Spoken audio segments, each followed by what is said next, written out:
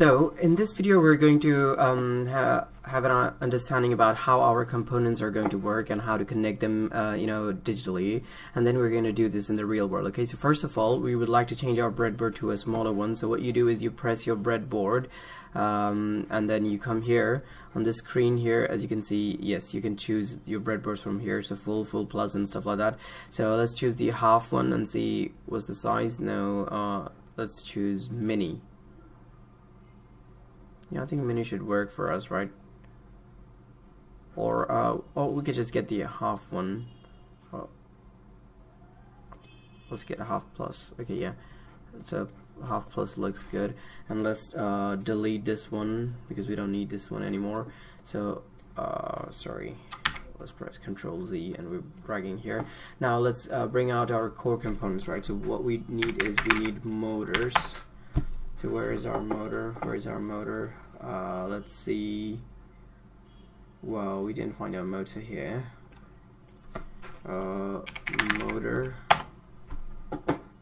Yes, now here you can see there are multiple types of motors, right? So we will use this DC motor.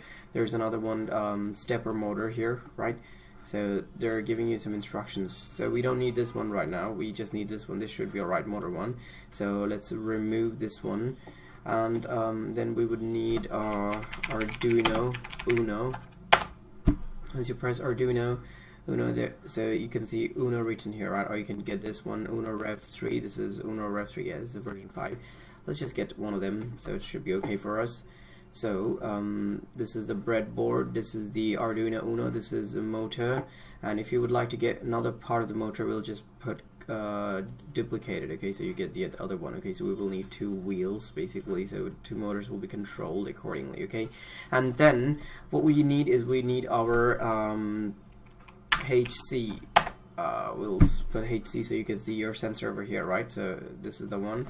So we will drag down the sensor. As you can see, the sensor, how do we go to the sensor? Okay, here. So this is our sensor. Yes, so it's going to be, what's it's going to be, let me explain you first. So it's going to, like, there's probably going to be a wall in here, and it's going to see the range of that. Okay, it's going to send a signal through one and receive through the other one. And whenever, the logic is basically whenever the object is coming closer to this, it's going to give you some kind of, value here in the logic. And then we're going to get that input in the Arduino. This is the Arduino Uno, as you can see here. And then those Arduino, after getting the processing the information, is going to control the motors accordingly. Okay, so you got two types of motors here, right? So you can see two motors. One is left, one is going to be our right, left and right. Okay, now the thing is, so if you would like to go to left side, okay, so let's rotate it a little bit. Okay, so let's rotate it 90 degree. Okay, yeah, so let's rotate it 90 degree again. Let's rotate it 90 degree. Yeah, let's put it this way. And every time we want to go to the left side, so let's say for this is our left side on this direction, what we would do is we would slow down this one. Okay, we will increase the speed of this motor. What's going to happen is the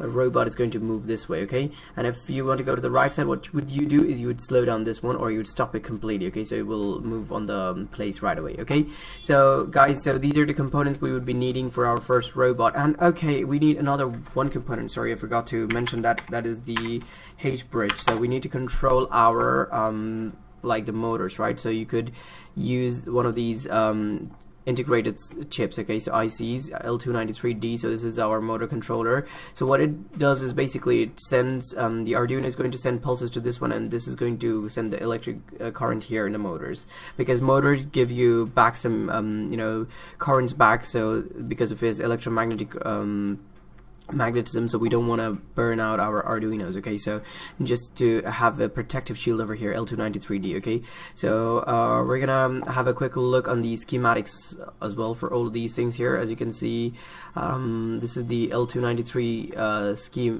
93D schematics. Okay, so it has 16 pins. Here you can see positive V, okay, and their positive V motor.